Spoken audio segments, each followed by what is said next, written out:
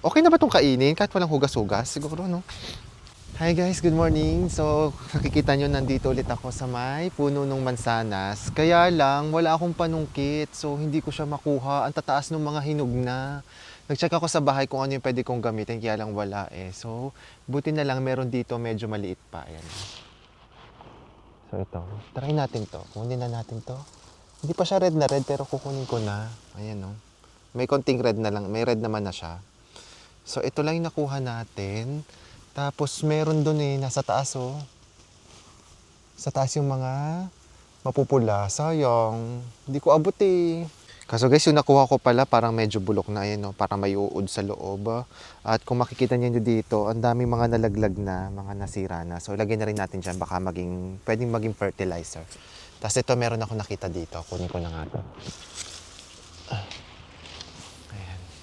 Nakuha ko. So, maliit lang siya, tsaka hindi pa siya super red, pero natatakam na ako sa apple, kaya kunin ko na to. Ayan, meron na tayong mansanas. Pinilit ko talaga. Sayang wala akong panungkit, hindi ko makuha yung mga nasa taas. Tapos, okay na ba itong kainin kahit walang hugas-hugas? Siguro, no? Yanin ko lang sa daan ako.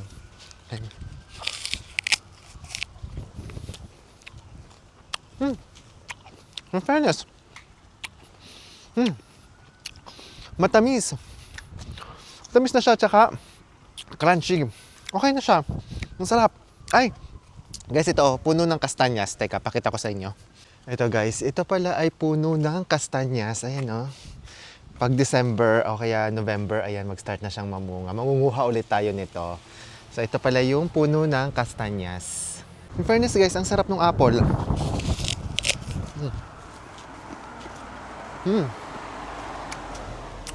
Fresh na fresh. Ayan o. Sarap. Isa lang yung kinuha ko kasi yun lang yung abot ko. Siguro may mga nauna na nakuha na nila o kaya nakain na ng mga hayop, mga ibon siguro, no? Tapos, ang tamis niya, sarap, in fairness ha. Maliit pa siya, pero ang tamis na niya, iniisip ko, posible kaya na dahil to sa, ang katabi kasi niya ay cemetery, ayan no. Ayan, cemetery to. Teka, akyat tayo. Posible kaya yun? Ito guys, ang sementeryo dito sa Guernsey. Ayan pa. Nakakaloka yung kanilang mga sementeryo, no? Ang lalaki ng lapida nila. Parang medyo nakakatakot. Parang medyo scary. Guys, ito yung sementeryo dito sa Guernsey. Tapos kung makikita nyo, yung puno doon, basta dyan, somewhere dyan, nandun lang yung puno nung mansanas. So inisip ko, baka siguro kaya matamis to. Na-fertilize siya. Hindi ko alam. Possibly kaya yon. Pero masarap in fairness, ang sarap niya. Ito guys, inisip ko maglakad-lakad muna ako ngayon.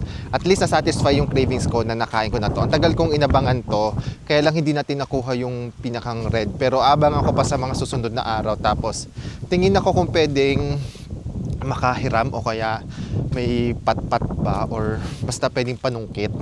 Ang taas kasi hindi ko maabot eh. Wala kami sa bahay eh. Ayun guys, ayan. Fairness, masarap po.